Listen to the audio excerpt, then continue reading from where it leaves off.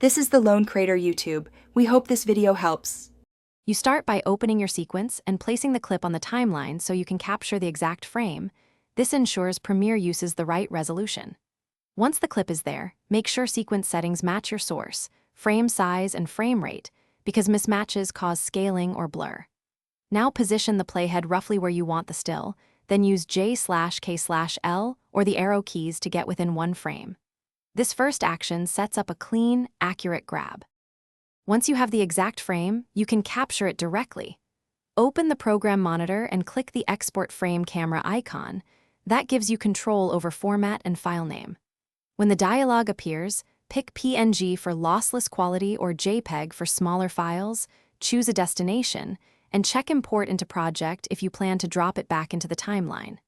If you don't see the camera, open the Program Monitor menu and add the button via Button Editor. This to finalize, save and place the captured image where you need it. Import or drag it into the timeline and adjust motion scale or position so it fits your composition. This keeps framing consistent.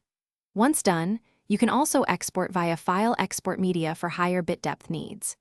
If colors or sharpness look off, make sure the sequence scale, export format, and color profile match the source, and set Program Monitor playback resolution to full. That fixes the common capture problems quickly.